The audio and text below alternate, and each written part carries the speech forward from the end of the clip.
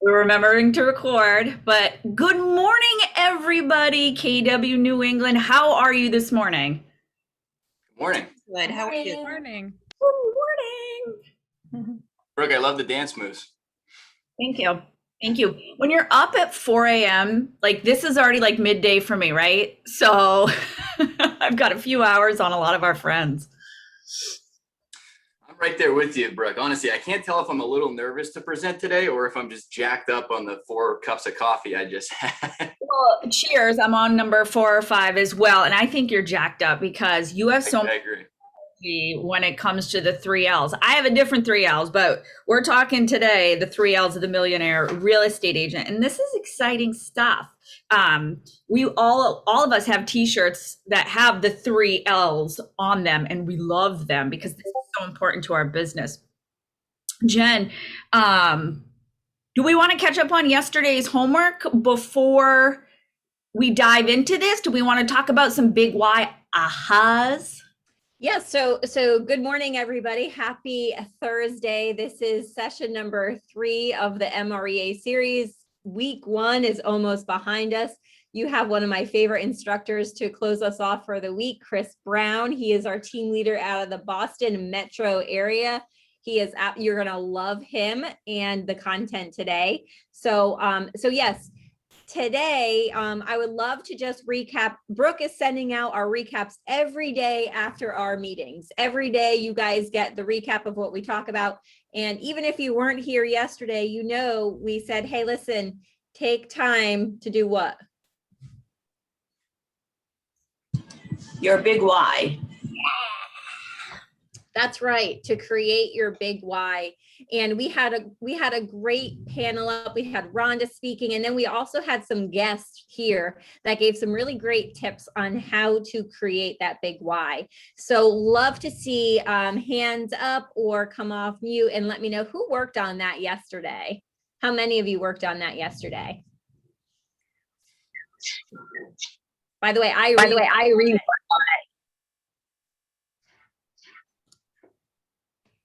Anyone? All right, we got to work on that homework thing. I know probably we've all been out of the pre-licensing school for a little while and other kinds of school for a little while. I did. Who was that? That was Nancy. I couldn't get myself unmuted. Oh, there's Nancy. Hi, Nancy. Well, good job for working on that. Are you on a boat or is that just your background? I'm sorry. Looks like you're on a boat. I think that's just a No, that's a background. Yeah. All right. So I do see like Julie is working on it. Nancy, good job for working on it because that is going to get you steps closer to understanding what this millionaire real estate book is really about and how you're going to implement it into your life. So, so Nancy, thank you. And Julia, thank you. Guys, keep working on that. And without further ado, let's dive into session 3 with Chris Brown as our instructor. Chris, take it away.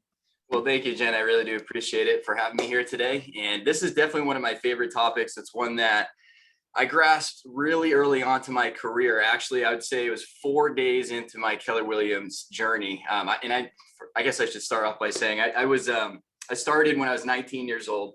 I was born and raised in the Worcester area. So I was in the Worcester area when I got my license. I joined Keller Williams in Worcester back in 2014. So I've been with Keller Williams. This will be my 8th year with them.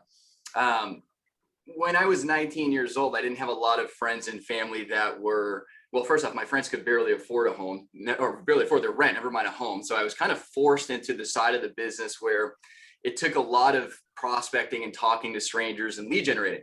And so a little bit about my story, 4 days into the business, I walked into an ALC meeting that I thought was an Ignite class. And because I was told, and then some of you might have taken Ignite already, or some of you might be in Ignite or watching some of the recordings. And I was told just, you need to take these Ignite courses. They're super helpful. They're designed to really, build momentum in your business. So I walked into this class thinking it was Ignite. Lo and behold, it was an ALC class. They allowed me to stay in that ALC meeting. And I sat next to a guy. I had no idea who he was at the time, but his name was David Hill. Maybe 2 or 3 days later, he had actually reached out to me because he had asked me a question at that table. He asked me, I don't even remember what I answered, but he asked me why I got into real estate. And it apparently amazed him because 2 days later, he asked me to go out to lunch. And long story short, I ended up joining his team. He at the time was the #1 producer in the Worcester Market Center. He was selling about 100 homes a year. And they were all expired, canceled, and for sale by owner listings. He was about 95% listing based. And so there's going to be a huge conversation today is about around listings. So long story short, I ended up joining his team as a listing specialist, and he really told me to grasp this concepts of lead listing leverage. This is the entire background of his business. And so after about 18 months with David, I decided to go and start my own team. I actually grew that to a 5th level team, and you guys will probably learn that in the MREA later on some of the levels of the organizational model. But long story short, we were all listing based. And the reason being is because I just was taught from David Hill, who learned it from this book, that you have to build your business around the 3 L's, which is leads, listings, and leverage. And so he said, listen, you have to make sure we have leads. So our source at the time was a source called Vulcan 7. And it was just a source that was providing us with expired, canceled, for sale by owner leads. And it was providing us with the information so that we could reach out to them in regards to a phone call and try to set the appointment to then relist their property with these expired, canceled, and for sale by owners. So that was our lead source. And we had plenty of them because at the time in 2014, we were not in the market like we are today. We were more so in a buyer's market. So homes were sitting on for about 90 to 120 days, and they were expiring and canceling very often. So it was a big part of our business. We had maybe 40 to 60 of these leads on a daily basis that we were able to call. And so we had the lead source, and they were listing based. And the reason why we wanted to be listing based is because listings provide so much leverage. We knew that every listing we took, there was a potential for another 2 or 3 more pieces of business. And what I mean by that is usually the seller needed to go buy another home so we could represent them and help them find another home. So there's 2 pieces of business right there just from the same seller. And then oftentimes when we were marketing the listing, we'd have a sign out front. So there'd be people that would drive by and they'd call on the signs, and that would provide us with some unrepresented buyer leads. Or we'd hold an open house and there would be an unrepresented buyer that walks in the door. We figured out that listings really was the key to getting more business. And the more listings we had, the more business we controlled and the more market share we controlled. And so that's all we focused on. In fact, when I had a team, I had grown that to 10 sales agents actually and 3 admin. We've sold a few hundred homes in a couple of years. And I kind of pride myself on this, but at the same time, I really look back and I probably should have. I wish I worked with more buyers. I worked with 3 buyers in my entire career because I just figured that I could leverage all of my buyers out either way. And if I spent more time taking listings, it was just going to lead to more business. So here's what I mean by that. You get a listing outside and you have the yard sign out front. Obviously, that's an avenue to get leads because you have all that exposure. You have your phone number on there. You have your email on there often. You have your company on there. So the more times you have your signs out, the more calls you're going to get, the more leads you're going to be creating from that. And of course, you have it blasted on 1,000 different websites as well. So you have all of that information on 1,000 different websites. You're likely to get some calls in from some of those websites from unrepresented buyers. So the key becomes converting those buyers in the long run. But long story short, listings bring leads and also leverage, because here's the thing. I could be anywhere in the United States really and sell a listing here in Massachusetts. And here's what I mean by that. All I have to do really is first off, if the seller gives me permission, I'll put a lockbox on the door, and I could literally go take a vacation anywhere in the United States or anywhere in the world really. And there'll be buyer's agents that request showings to show that listing. I don't have to be at any of those showings as long as the seller gives me permission. Again, make sure you have permission for that. And the buyer's agent is going to show that home. How do they submit an offer if somebody likes it? Through email. So I could be anywhere in the world and really close this listing and leverage every single aspect of the listing and have more time. And now, if I'm not on vacation, what do I do at that time? I focus on getting more listings. And there's the leverage piece of that. So leads, listings, and leverage. I want to actually, let me just look at my notes here. I have a couple more things to say on this. And guys, I dropped a slide in that has that foundational model. And this is also inside your student resources. Ben is our MCTT chat moderator today. Thank you, Ben, for helping us. So don't feel like you have to rush and save all these things because they are in your student folder for you guys. Thank you for that. So I think this is on page 99 here, the very first sentence. Nothing is more important to your sales for the prospective buyers and sellers. That's exactly right. And I think this will lead me really into the conversation about the 80-20 principle here.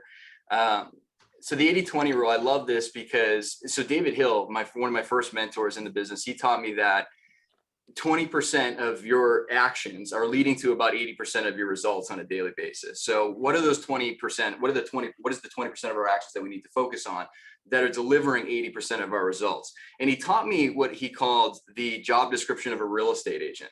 And there's really 5 things in this job description. And this is the 20% that you really need to have in your schedule on a daily basis in order to start picking up some momentum in business. So the 5 things he has is the job description, or the 20% that we should be focusing on that lead to 80% of our results are this here. Number 1 is lead generation.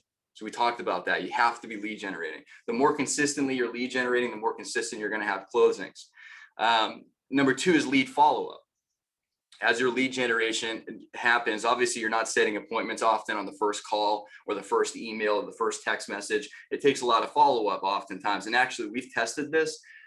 Through expired, canceled, for sale by owners, we actually found out that it takes on average 7 to 12 follow-ups before you actually set an appointment with one of those leads. We tested that for 2 years and it averaged out to 7 to 12 both of those years. So it's a lot of follow-up. The name of the game for lead generation is actually really lead follow-up. So that's number 2. Number 3 is go on appointments. So what are you doing after you're lead generating and lead following up? The whole purpose of that is obviously to set appointments with buyers and sellers. The 4th is negotiate contracts. Now, this is a number of contracts, meaning obviously the buyer exclusive agreement and your listing agreement and every other contract like the lead paint disclosure and all those other contracts that are necessary in your state, but also contracts like your listing presentation and your buyer consultation. So I kind of think of negotiating contracts as, I mean, the only way you're actually going to get one of those signs is if you actually have a good listing presentation or buyer consultation. In fact, one of the things that I was taught early on is that, and now this is a little aggressive. David Hill was a very aggressive guy, but he taught me that your success in real estate is directly correlated with how well you can present the listing presentation or a buyer consultation.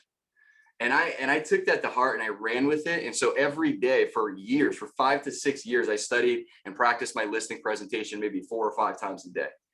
And ultimately it helped me have that conversation was, at the closing table with the seller to the point where, we were taking maybe 10 to 20 listings a month.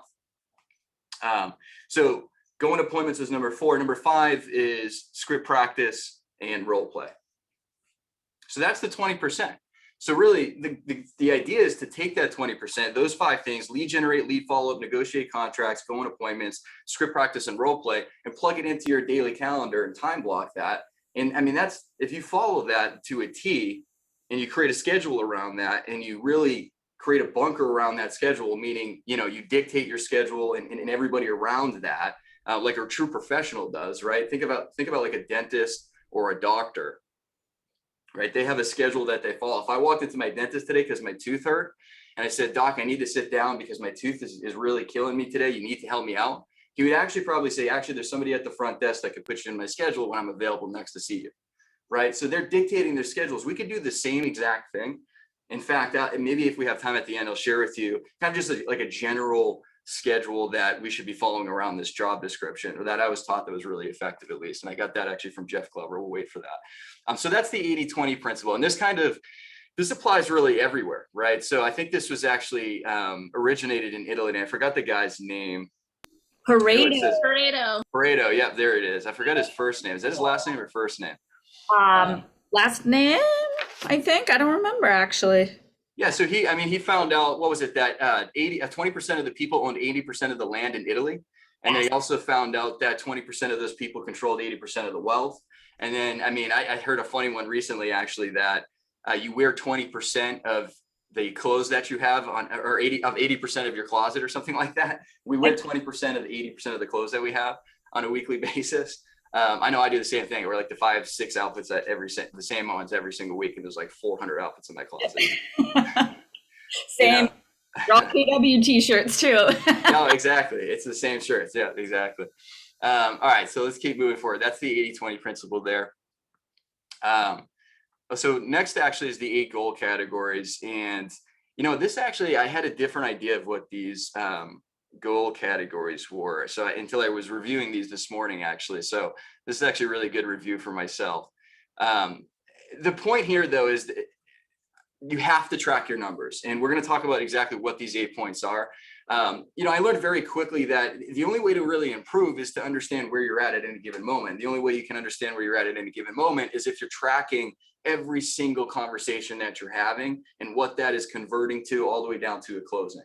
And so what I mean by that is we were tracking every lead that came in. So for example, if we had 10 people walk into an open house that were unrepresented, that would be 10 leads.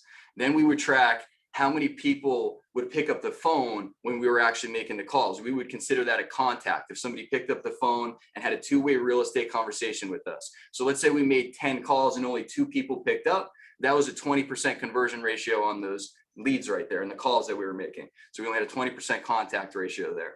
Now, from contact, we tracked appointment setting next. And the reason why we wanted to track that is because we needed to understand whether we were getting good quality leads or we were just not having good conversations with these leads and not able to convert them at a high level. So we tracked the leads coming in, how many conversations we were having with those leads, how many appointments we were setting with those leads, then how many of those appointments we were converting to actual contracts. So appointments to contract set, meaning a listing agreement or buyer agreement. And here's why we were doing this, because again, if I understood that I set 10 appointments and I went on all 10 appointments, but never took a listing, that would tell me I really need to work on my listing presentation, obviously. So this would give us a really good idea of what we really just needed to focus on in order to increase our conversion ratio. And then we could really micromanage this, and you guys will learn this actually in a later chapter. Let's say you have a goal of taking 100 listings. You can micromanage that all the way down and reverse engineer that down to how many leads you actually need to be converting. So if you know those numbers, so for example, when I first started, I knew it would take me 101 conversations to set an appointment with an expired or a canceled listing. 101. Now that was 8 years ago. After 7 years of doing that every day from 8 to 10:30, 250 dials, literally every day, Monday through Friday. After 8 years, it turned into 1 in 11 calls or 1 in 11 pickups to get me an appointment. So that's just because of the repetition of doing that every day. I think repetition is the mother of all skills, right?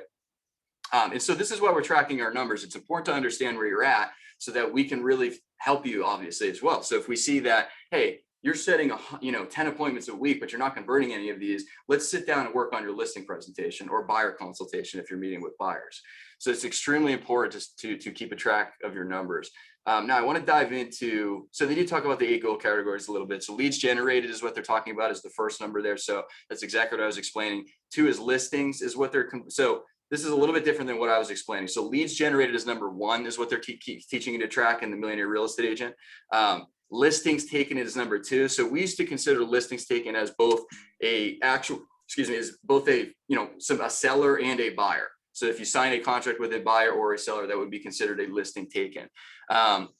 Number 3 is contracts written. Number 4 is contracts closed. Number 5 is money. Number 6 is people. Number 7 is systems and tools. And number 8 is personal education. So for each of these 8 categories, you should set a someday, 3-year, 1 year, 1 month, and 1 week goals. That's what it teaches in the Millionaire Real Estate Agent. So you should be really asking yourself the questions, how many leads must I generate this year, this month, this week, on track? So when I consult with top agents, for example, or when I'm recruiting and somebody asks, and we're going over somebody's business and somebody, let's say it's a $20 million producer, they're looking to get to a $40 million business. One of the first questions I ask them is, what's your goal? So they tell me it's 40 million. Then I say, do you have enough leads that if you were converted them all today, you'd be able to hit 40 million in volume? And if they answer no, then they have a lead generation problem. If they answer yes, then they have a lead conversion problem.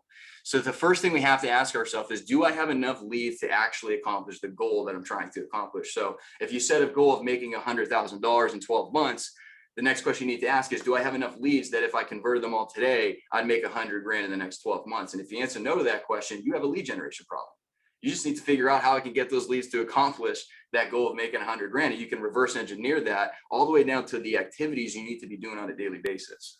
And that's why we need to be tracking these. And then how many listings I must take this year is obviously what we're tracking as well. How many contracts. Jen and Brooke, do you guys want to hop in here and say anything about this? Because this is the part where I actually am this is a good refresher for myself, actually. So this is my passion when it comes to database work and data bank work. And the foundation of a good database and understanding why data matters so much and getting our contacts up to 80%. Can you, Chris, can you do your lead gen with a weak contact tag, or can you call people who don't have a phone number? I'm sorry, say that again. Can you call people who don't have a phone number? No. Right? Can you email people or do your touch lists if you don't have information like an email address? No, of course not. This is why we harp on it and we help you and we want you to get this data. And in the beginning, we are so big on build your database, build it cleanly. So that way you have a data bank to do these things, because you need the data to push yourself forwards for the 3L. So if you didn't have the data, Chris, you have incredible data. I would love to see inside the database to see these things. But this takes time and this takes practice. So make sure you're putting your stuff into the system. Make sure you're tracking the activities, because you need to know what works and what doesn't work. And that's one of the things. New agents want this easy button. They want to know what to say, who to call to get that listing. And it starts with having a clean, healthy database. Yeah, that's exactly right. I agree with you there. And I think, I've been really harping on expired listings and leads. And I mean, there's so many different ways to lead generate, obviously. And I think one of the greatest ways to lead generate is obviously through your database. And the fact that we have Command that tracks everything that we just mentioned for you right on a platform there. I mean, that's amazing. Is Benjamin have a question? Hold on. Okay, sorry, there was people in the background. The piece I wanted to add was that is all about how to generate leads, then getting to listings, but it goes with the follow-up. And KW Command is perfect for that, because if we can apply the smart plans with the 33 touch system, you can generate leads and then systematically convert those leads into listings, right? So it isn't like, hey, generate leads and then forget about them and then suddenly have listings. It's generate the leads, do it systematically, follow up with them systematically, utilizing our technology with the smart plans, with keeping track of your notes, using bulk updating to help speed you along, and then go and utilize leverage, which is the software. It That's is. my 2 It cents. is. And smart plans are so fun. And guys, I'm teaching it today at 1 o'clock. If you want to dig into it as a region, we're going into leveraging the power of smart plans and why they're so important and just how easy they are. It's going to blow your mind and it's going to make you better at follow-up. So I love what Benjamin was mentioning about just the follow-up itself is what we call staying in emotional proximity to your database, right? Jason Abrams teaches this, talks about this all the time. It's kind of like, and he gives the example of like going into a Nordstrom rack, right? You go into a Nordstrom rack, there's somebody at the door every time they say, hey, how can I help you out?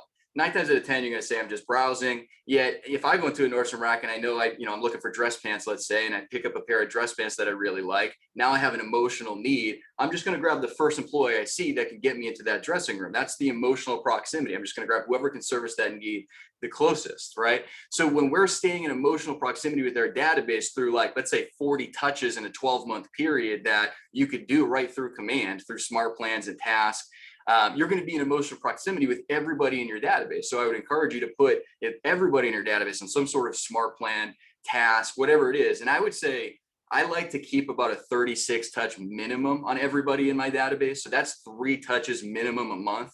And you might be thinking, wow, that's crazy. Why would I want to communicate with my database, everybody in there 3 times a month? I mean, think about how easy this is. One of them I loved actually is the birthday smart plan. And actually, I saw one recently that was created where the agent has it set up so that the person that, let's say the birthday comes around for this person. Now, mind you, they don't remember everybody's birthday. The system does this for them. And so what happens 7 days before the person's birthday, they have it set up so that the person gets an automated text message that says, hey, I noticed it's your birthday week this week. Have a good birthday week. Imagine if you got a text message like that from your doctor or a dentist. And so they had that set up. And then I think it was 2 days later, they had a tasks so that they would put a postcard in the mail, snail mail, so that it was 5 days previous to their birthday, so that when it went through the mail, hopefully it takes about 3 to 5 days through snail mail to get there, so that they get that. And then they get a call on the actual birthday. That's the third touch. And then finally after that, I think it was 2 days later, they got an email that says, hey, how was your birthday? Did you do anything fun? That's 4 touches out of the 36 right there, right around somebody's birthday. You could do a neighborhood nurture that's 2 times a month, right? Bi-weekly. That's 24 touches right there. So by staying in emotional proximity with your people, that's how they become lead generation machines for you. And so, for example, I believe the Millionaire Real Estate Agent teaches, and I don't even know if we're actually supposed to be talking about this on this topic, but this could be a completely different topic. The Millionaire Real Estate Agent teaches that if you have 200 people in your database that love, trust, and respect you, that are your Mets, right? These people that you've been communicating with, and you put them on 36 touches over 12 months, on average, you'll generate between 20 and 36 deals every single year by hyper targeting and marketing to those people. And because what happens is, now it's not those 200 people that give you the business. It's not the 20 to 36 deals from those 200 people. It's maybe, I think they said 5 to maybe 7 will come from those 200 people. However, they'll start referring you the business because you're in emotional proximity with them so often that, let's say when they sit down at their lunch break and their coworker walks in who just got a raise and now has enough money to put a down payment on a home, yet they just got an email from you that same day, who do you think they're going to think about and refer to that coworker? You, of course. So that's how we stay in emotional proximity. The easiest way to do that is smart plans and tasks. And I think that was a little off topic.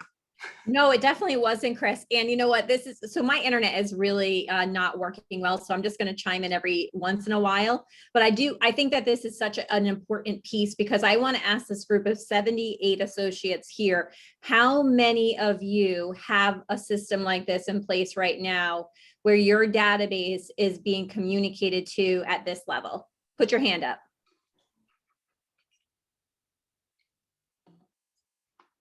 I only see Corina, but there could be more of you that have your hand up. And would you mind coming off mute for a quick second and telling us what are the results of having your data bank on a system like that? Well, it does keep you on top of mind. When I got into the business, it was 2015. I got my license late 2014. So 2015 is when I really started selling real estate, and I started by calling expireds, and I got really good at that.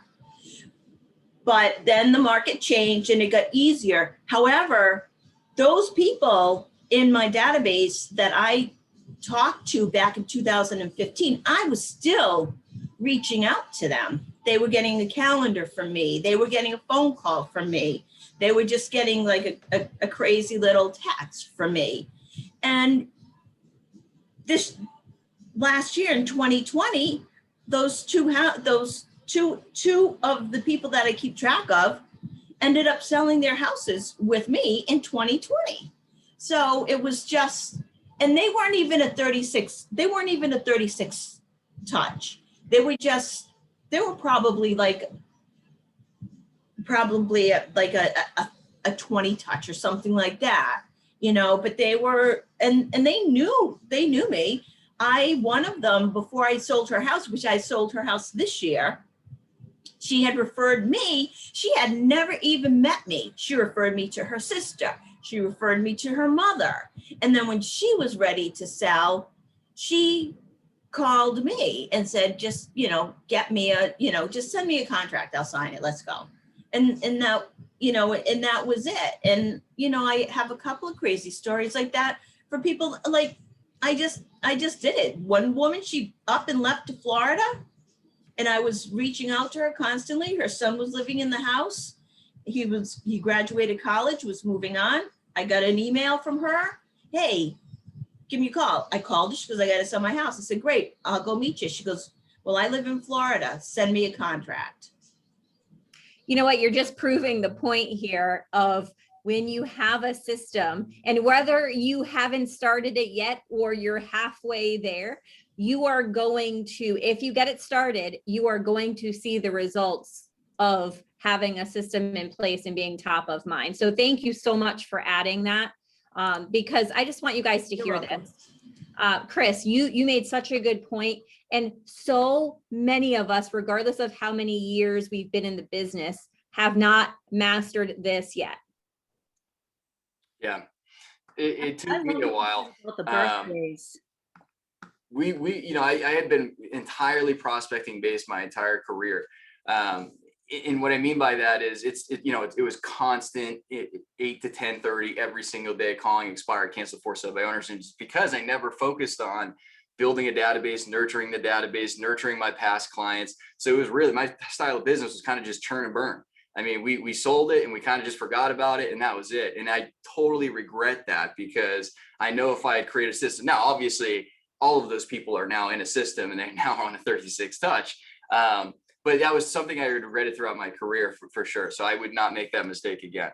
Now, one thing I'd love to just touch on really quickly before we get off here in a few minutes, I'd love to just really circle back to the 80-20 principle one last time.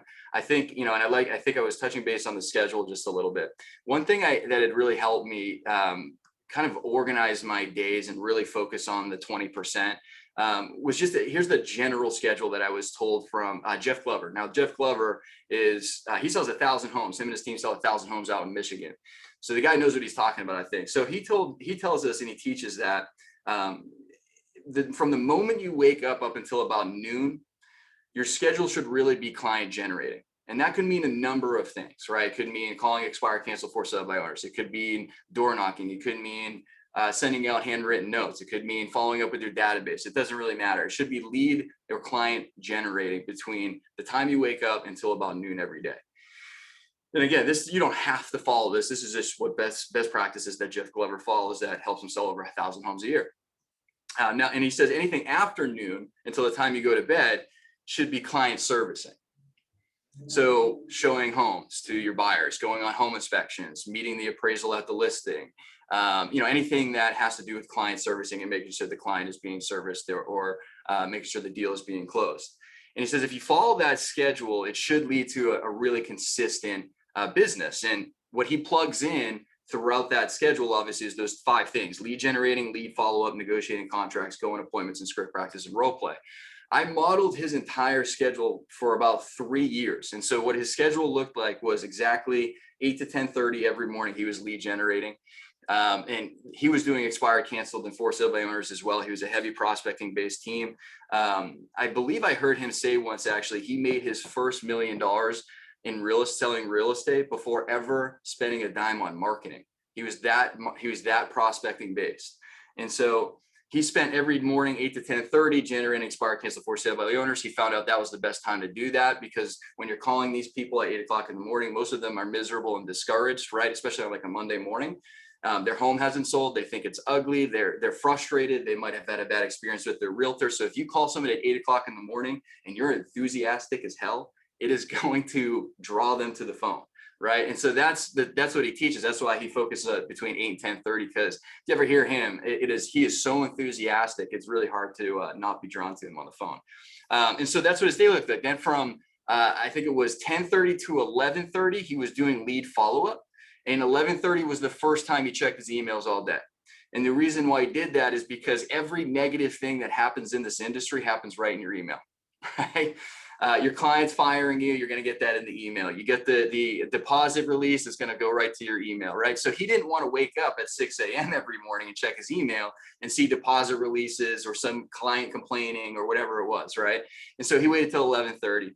And then from 11:30, I think, until 12, he had his emails. And then he went on a working lunch, he called, from 12 to 1. So that means when he started off, actually, from 12 to 1 every day, he was trying to have lunch with the top producing agent. Hey, I'll buy you lunch. I'll buy you a coffee. Let me just pick your brain for an hour. And so he would do that every day and start learning the business that way. And then as he became the top producing agent, his working lunches became him mentoring and finding people for his team. And then from 1 o'clock to 6 o'clock every day was appointments. And what do you think he was doing if he didn't have any appointments those afternoons? He was going right back to lead generating, right? Because that's all we can do. We can't be a real estate agent without a client, right? So the only way to get a client is to lead generate. So that's all he filled his days with. And then I believe he checked his emails again once at night. And that was, I don't remember the time. I think it was 6:30 or 7 o'clock at night. And that was a schedule. And then he worked on Saturdays until 2 or 3 in the afternoon, and he took the Saturday afternoons off and Sundays off. And he did that for years and years and years. And now he's selling 1,000 homes a year. So that was just a kind of a really quick breakdown of what that 80-20 principle looks like in action, if that makes sense. And then do you have this all time blocked on a calendar? Like, do you use the Gmail calendar? How do you do this? Are you paper based? I feel like time blocking is one of the things we all struggle with helping our agents through and getting them to stick to to these time blocking calendars. It's constantly talked about. Yeah, it was a struggle for me at first as well. I think that ultimately, when I read the one thing, I learned that, the myth of having a balanced life, right? There's no such thing as a real balanced life. It's all about counterbalancing. And when I kind of really grasped that, that's when I learned the power of time blocking. And because, as a 25-year-old kid going through and building a business, I also wanted to be fit. I also wanted to have a relationship. I also wanted to do all this stuff. And I didn't want to work 60, 70 hours a week selling real estate and have no life. So I had to counterbalance if I wanted those other things, like a fit body and a girlfriend or whatever it was. And so what I learned is that if I could just protect my time and do those things during the day. So for example, for me, it was waking up at 4:30 every morning. And I always, when I say that, some people go, wow, I can't believe he's waking up at 4:30. I chose to do that, but it was a difficult decision, number one. And I also, I always ask, when do you think my days actually started? If I woke up at 4:30 every morning, and everyone says, well, probably like 4:15, right? 4:20. It was false. My day always started the night before, because I would never be able to get up at 4:30 if I went to bed past 10:30, right? So I had a bedtime every single weeknight at 10:30, well, Monday through Thursday, really. And then I would wake up at 4:30, I'd go to the gym, and that was my physical fitness side of my life, right? So I was counterbalancing that part of my life in the morning, and I'd get into the office by 8 o'clock, do my finances and my business between 8 and 10:30. That was my lead generating. My lead follow-up as well was included in that. And then my appointments were in the afternoon as well. So I just followed that schedule to a T. Now, do you think that during lead generating time, I was, I don't know, thinking about the gym or going to the gym during lead generating time, or taking somebody out to breakfast, right? Or something, it wasn't happening. So you have to really learn how to kind of just block everything out like that. And then eventually people start to recognize it. People knew not to come to my office door between 8 and 10:30. And when you have an email away message set up, you could literally sit there at 11 o'clock in the morning and watch people over a couple of years start emailing you at 10:55 because they know you're not responding until 11 o'clock, right? So it's like it becomes clockwork. Now all of a sudden, people start subconsciously really start looking at you as a professional as well. Because every other professional in their life has a schedule that they're following to a T, like your dentist and your doctor. And ironically, we all hold similar licenses. Now, obviously, the barrier of entry is different in all of those licenses, but they hold a license and they're professionals just like us. So, it's important to really dictate your schedule and have those 5 things in the 20% that lead to the 80% of your result in your schedule on a daily basis. Well, Chris, I couldn't agree with you more. And there were so many great nuggets that came out of this morning's session. And before we finish off our first week, I would love to hear some ahas and takeaways from this morning, from what Chris has said or anybody else has dropped in here. So please let's hear some ahas, and then we'll have an action plan to take away for the weekend. Hi, good morning. This is Kimon out of Hartford, Connecticut. What I would love to add is really looking at our database like a data bank, and it's never too late. When we hear of the Chris Brown successes and the David Hill successes, we could get so intimidated, like, oh my gosh, did I miss my moment?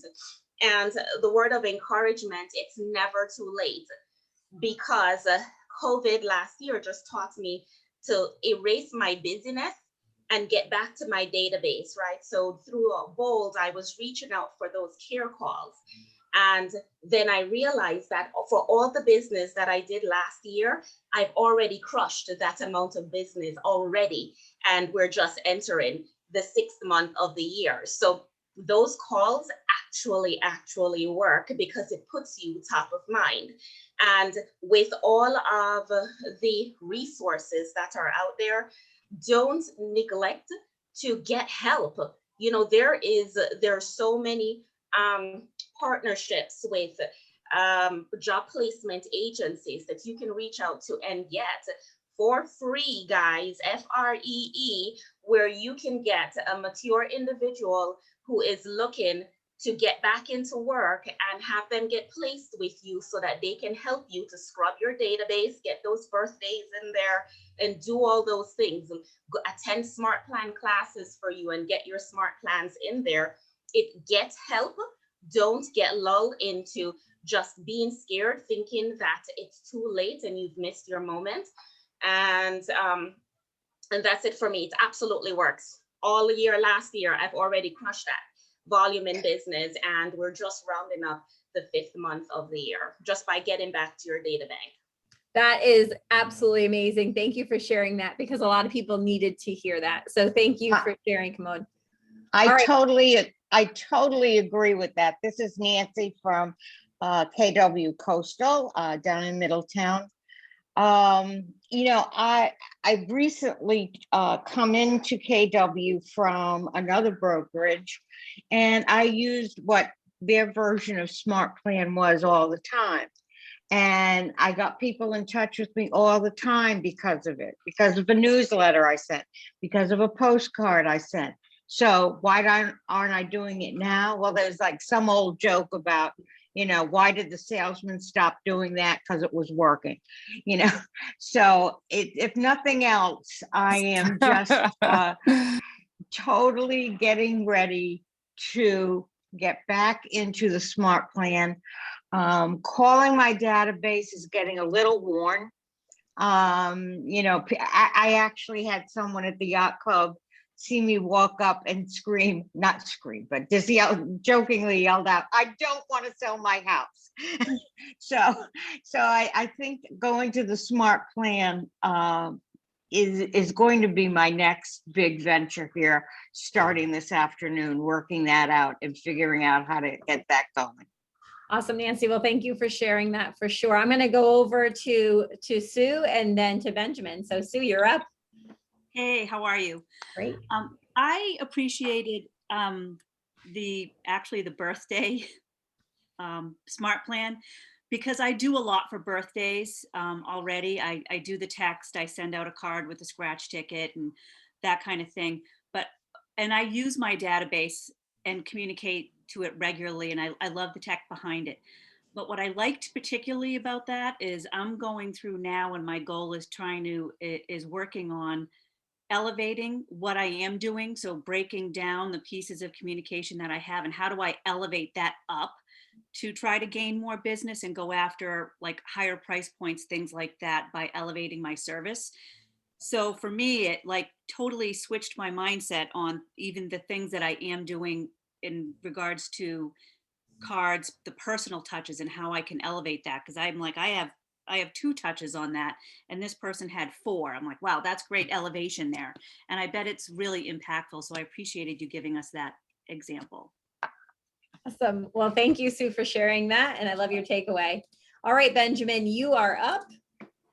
I just wanted to take the time to wrap in what we were talking about yesterday into today's conversation. So yesterday we were talking about your big why and everything. And I think that has a lot to do with what we're talking about today, because once you set your big why in the future, then you can systematically go to how you're going to achieve that big why by following maybe the same daily process as the Millionaire Morning, I think it was called. Anyways, that we talked about yesterday. And then Chris Brown brought up today about the schedule that he follows. From 8 to 10:30, he's doing lead gen. From 10:30 to 11:30, lead follow-up. 11:30, email checkup. 11:30 to noon, emails. 12 to 1, working lunch. 1 to 6, appointments. Here's Keith, the team leader at my office behind me. He's saying hi. Tell me on the call at 10. So then it goes from there to the leads that you generate, then to the listings, and then what comes next is the leverage part. So someone mentioned how, hey, they don't have time themselves to enter in the stuff into command. Well, that's in the model too. It's leads, listing, leverage. You generate so many leads that you can't handle the listings, and then you have to expand your team in order to handle the volume of leads. Well to said, utilize the leverage of smart plans in order to mitigate your time, because it's all about the 80-20 principle. We don't want to be spending the 80% of our time doing the sending out emails, sending out text messages, because with smart plans, we can automate that aspect. So we leverage that out. We're leveraging out because now with Command, so much better than Playster and before. With all of these third-party softwares, now I don't have to go anywhere. I can go from the one place. You are absolutely right. All You're I have hitting to it on do the is head. go in my command system and track my numbers. Well, thank you so much, Benjamin, because you kind of have that passion, there's a lot of passion behind there. You have the passion to deliver what we all needed to recap. So thank you for that. And all right, Andrew, we're out of time, but I am going to add Andrew on here. You've had your hand up. So Andrew, go ahead. What's your aha takeaway or action plan? And then I'll go to Let Lorraine. me give you this. Thank you, Jen. I'll make it quick for everybody. I love what we were saying about the 7 to 10 follow-ups. It reminded me of my last business. We had a 2% one-call close rate for our leads. So what I used to tell my associates was, you're making your job 50 times more difficult than it needs to be by not following up. So that's my takeaway today. I need to remember to follow up better. Thank you, Andrew, for adding that takeaway. And Awesome. Lorraine. That the birthday one, that extra couple of things was a really good idea. I like that. I do have the smart plans for the birthdays, and I have an animated, it's Jackie Lawson e-cards. If they're beautiful and they're all animated, and I send those out. And then I have send out cards that I will, that I do. And sometimes I make a phone call, but I never thought of sending something after their birthday and say, what did you do for fun? I think that's a great idea. So that, and the other thing that I would really like to take your class this afternoon and on the smart plans, but I also have a mastermind at my office. So I was wondering if you were going They're to. recorded. You can come back and replay it. They're recorded. And Guys, where do we get the recording?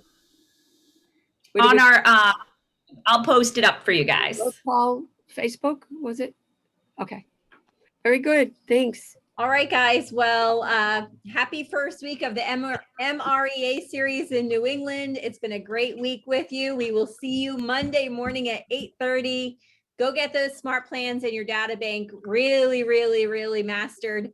And we'll keep this conversation going on Monday. Hope you guys are enjoying it. Chris, thank you so much. Fabulous job today. Thank you, guys. Benjamin and Brooke, as always, thanks for the tech help and all that stuff in the chat. Have a great weekend, guys. See you Monday. Bye, guys. Have a great day. See you at the Smart Plans class.